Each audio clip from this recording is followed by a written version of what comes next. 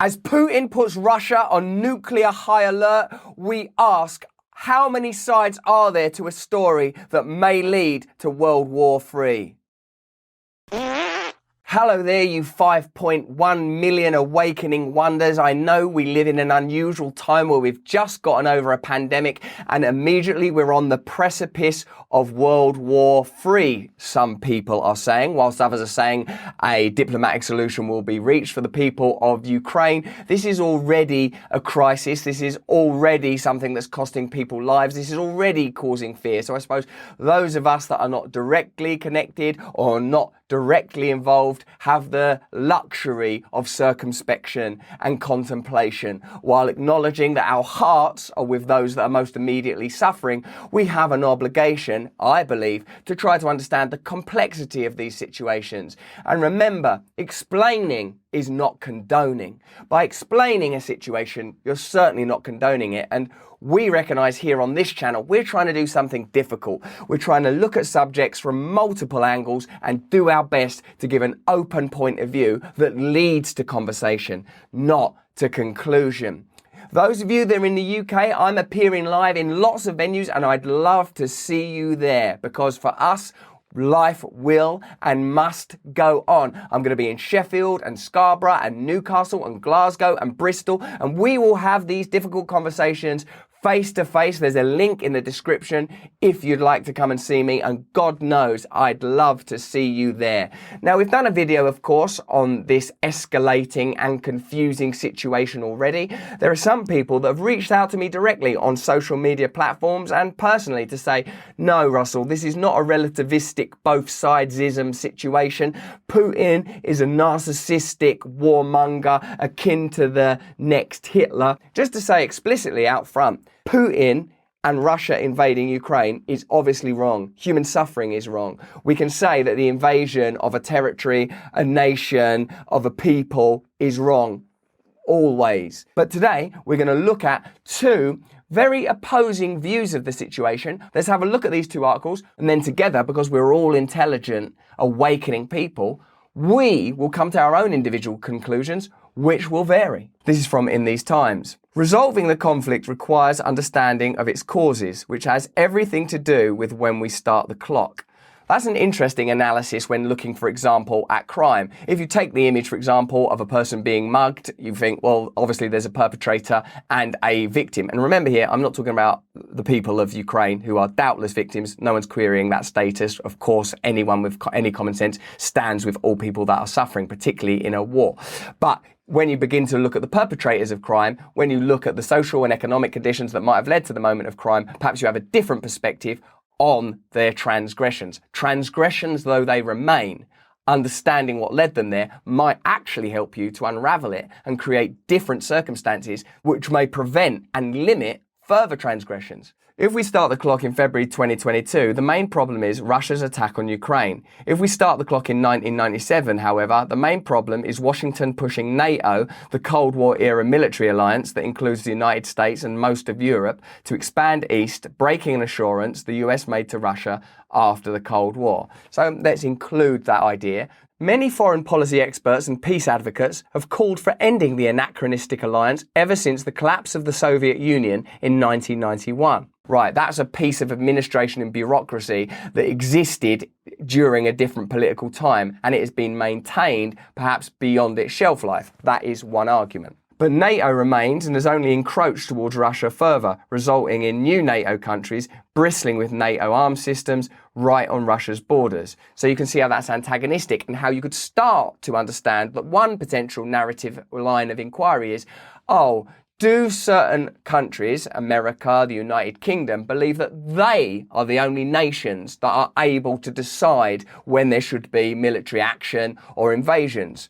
It's possible that that's true, isn't it? It's possible that the United States of America and the military-industrial complex and their allies in Britain and Europe believe that they are the only nations that are allowed to do invasions. My personal belief, if you're interested, Nobody should do any invasions. We shouldn't militaristically or through force impose will on individuals, nations, or communities. That's my personal belief. This is just a description. Russia sees that expansion and its integration of neighbouring countries into US-led military partnerships as a continuing threat. Ukraine is not a member of NATO, but in the past the US and other NATO members have urged its acceptance, and Russia regards Ukraine's drift towards the West as a precursor to membership. So, in a sense, Ukraine has become an ideological battleground. On one hand, Russia wants Ukraine to be available for ongoing alliance or to have independent political systems or political systems that are favourable to Russia's ends, and the West wants Ukraine to have political systems that are favourable to its intentions. There's no one, I think, that's really what's best for Ukraine. And have you noticed, looking at geopolitics unfold for the last 20 or 30 years, how seldom you see international military action that you can legitimately say this is about that country, and not because that country's got resources or not because this can be used as a proxy war against another enemy. It's because we actually care about a humanitarian crisis or a spiritual crisis or an ideological crisis. Just go through the conflicts of the last 20, 30 years and go, no, that one had no secondary military, political, financial or resource-based objectives that were clearly driving it. And then a clear statement here, and these kind of clear statements are important, none of that makes Russia's invasion of Ukraine legal, legitimate or necessary. It's not condoning Putin's invasion to observe there was certainly provocation. That's good, isn't it? A relief to know there is nuance. Remember, as I've told you many times, Albert Maysles, God rest his soul, the great filmmaker, said, tyranny is the deliberate removal of nuance. Putin's argument is, Washington invented the model of aggressive illegal invasions and destruction of distant countries that never threatened US security. Millions have died, been injured and sickened in defenseless countries attacked by US armed forces. George W. Bush and Dick Cheney killed over 1 million innocent Iraqis and devastated the country in so many ways that scholars called it a sociocide. Wow, a new word was invented for that. So, we can say, can't we, that when Putin says what right have the allies, the United States, NATO got to start saying don't invade people because, you know, they'll let a crisis unfold in Yemen, they'll let things go on in certain other Middle Eastern nations, but they'll intervene when it's expedient to do so. They won't admit why they're doing it. They'll invent phony reasons. They'll never be accountable afterwards. It doesn't matter. Never clear up the ISIS mess. You know, so Putin's got a point there. None of that is any excuse or attempt to mitigate the suffering of Ukrainian people. Now, let's have a look from another news source at an argument that's much more critical of Putin and Russia's actions, and let's see what resonates with us. And in the comments below, you'll tell me which of these arguments makes most sense to you. This is Jonathan Freedland in The Guardian. Putin set out a justification for invasion that naturally rested on lies. Underneath the spurious defences lay the Putin worldview. His objection was not, as Putin's Western apologists on the far right and far left would have it, merely to NATO expansion, but something rather more fundamental. Putin argued that Ukraine was not a proper country, implying that of the states born out of the collapse of the Soviet Union, only one was real and legitimate: Russia. All the rest were confections whose right to exist was hazy and to be determined by Putin himself by force of arms if necessary. I suppose what Friedland's saying here is that Putin is an imperialist expansionist. Putin believes that Ukraine has a destiny as part of some greater body.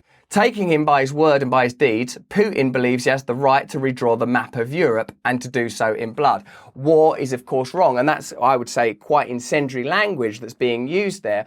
But when it comes to economics, we realise that the nations of the West continually redraw maps. What do you think wars are? What do you think conflicts are? What do you think data capture is? Like, now, of course, war is obviously an amplification and much more aggressive, and we have the advantage of being able to see more objectively because it's not one of our leaders, it's not our media channels, it's an external nation, so we are granted additional objectivity. But when it comes to the ideas of colonialism and expansionism, and even the lines being drawn in blood, as is written here, this is something that America overtly does. This is something that the United Kingdom has overtly done. France has done in Northern Africa. This is part of international politics. It's appalling. It's disgusting. It's not unique. Putin had hardly kept his worldview secret until now. On the contrary, he'd acted on it at least 3 times in the past 15 years, each time paying little price. He seized a chunk of Georgia in 2008 and of Ukraine in 2014. Now, for me, that's true, and there are records that demonstrate what actually happened. But you can see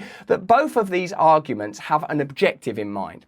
One argument is to say, oh, what can we really do? All of the world governments behave in this atrocious way. Another of the arguments is, no, we have to support our governments and our government's military action, because what's happening here are the unique actions of a mendacious and malign figure, and we have to act. Now, I suppose the reason I'm more cynical about the latter than I am the former, even though I think both are wrong, is because when you are being asked to support the existing power structures in your set of systems or your nation, it's difficult not to see that as some form of propaganda, because we live in these systems. And we know that the American military industrial complex and British arms firms will make a load of money out of this. So when the Guardian newspaper writes, Putin is an aggressor, he's got to be stopped, he's got a master plan like Hitler, what do you think the military industrial complex make of that? Do you think they think, oh, please don't...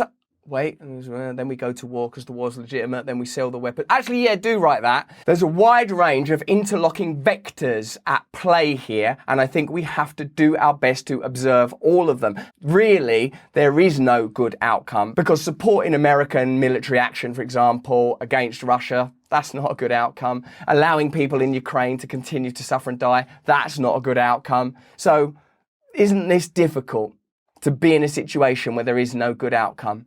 What systems have led us here? What ideas, what beliefs, what lack of beliefs have led us here? We may have forgotten all about that. The Russian dissident Garry Kasparov laments the amnesia of the West, but Putin had not. He noted the Western shrug that greeted his annexation of Crimea, how just 4 years later Russia was cheerfully hosting the Football World Cup. There was no clear out of oligarch money from Londongrad. Putin understood the signal, it was a green light. This I kind of agree with. When you have no moral character, when you have no principles, when you have no values, when your own nations' systems are run on, well, there are principles, greed, selfishness, self-centeredness, not on compassion, understanding, individual liberty, freedom of speech. When those values are an amorphous morass that moves around according to the will of the powerful, when there is an external threat, you have no recourse. You don't go, don't worry, this thing's happening, but we are us. This is what we believe in, this is who we are. And that's precisely what I'm suggesting we develop. Through our communication, through our personal integrity, through our spiritual evolution, we become people that can accept our domestic disputes and arguments, because we know there is more than binds us than could ever separate us.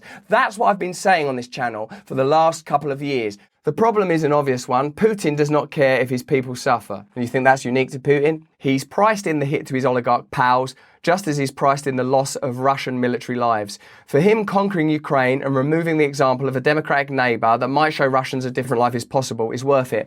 I personally object to the grandiosity of that, because obviously the implication is that we have these wonderful functioning democracies, and there are so many beautiful things about my country, England, your country, America, Australia, but the last couple of years has not, if you ask me, been a wonderful display of the beauty of democracy, a wonderful display of allowing open discourse, a wonderful display of allowing people to have their voices and have their freedoms. I don't think we can, in confidence and good faith, march over to Russia armed to the teeth and say, you best have a look at what we're doing because we know how it's done. But if confronting Putin economically is ineffective, confronting him militarily is barely plausible or palatable. The Russian dictator was at pains to remind the West that his is a powerful nuclear state. Analysts say that Putin does not see Russia's nuclear capability as theoretical, it is absorbed into his military strategy. The grimmer prospect is that Putin understands something about the 21st century few of us want to face, that this is an age of impunity, especially for those who have a vast and deadly arsenal, but no shame. I suppose, having looked at those two opposing perspectives, this is what emerges.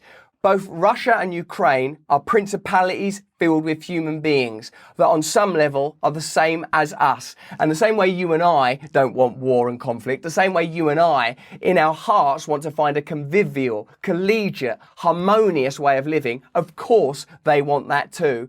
And whether it's Putin or Biden or Saddam or Hitler or whichever leader you want to list, there have always been people at the top of these pinnacles of power that are detached from the realities that they generate and create. And this time, I believe, is no different. If you want to live without the threat of war, it seems to me that you have to look at what the causes of war really are. The consolidation of power, the ability to embark on imperialist missions, the ability to cut loose from the will of the ordinary people that you govern. The truth is that Ukrainian people, Russian people, American people, Saudi people, Icelandic people, Senegalese people all have more in common with one another than they have in common with the people that govern them. What is required is a new system of global governance that somehow comprises the local and the global in a way that gives us the ability to stand up to serious external threats and simultaneously govern our small local communities in a meaningful way. These are the charges that we are tasked with. Understanding complex situations where there is no simple, easy fix, no easy off-the-peg opinion that demands of us personal reflection, that demands of us that we personally have good values, that demands of us that we're willing to listen to other people that we disagree with. Of course, that's not going to help Ukrainian people right now. Frankly, I don't know what is going to help Ukrainian people right now. My hope is that together we can start to cooperate with our individual awakening, our social and communal awakening in ways that are meaningful so that we can begin to topple first in our own minds and then eventually in our societies the kind of systems of governance that inevitably lead to this kind of conflict, conflagration and neglect so that we as ordinary people of the globe can begin to live differently so that we can prevent these kind of escalations ever occurring. But that's just what I think, and I know it's convoluted and it ain't an easy fix. But let me know in the comments below if you've got an easy fix. Let me know what aspects of this complex situation we haven't discussed. Let me know what you want to see videos on. Give this video a like, share it around, give it to other people. Let's continue this conversation. Let's not lose our hope and optimism. Let's not believe that any one of us might be right. Let's remember that we might be wrong, If each of us remembers that, then we have a chance at least of a conversation. If you enjoyed this video, have a look at this one or this one. If you're in the UK right now, come see me in Newcastle or Hull or Scarborough or Sheffield. I'm in all these places in the north coming up. Bristol, Plymouth. I'm appearing in all these places. There's a link in the description if you want to come and see me. Please stay free.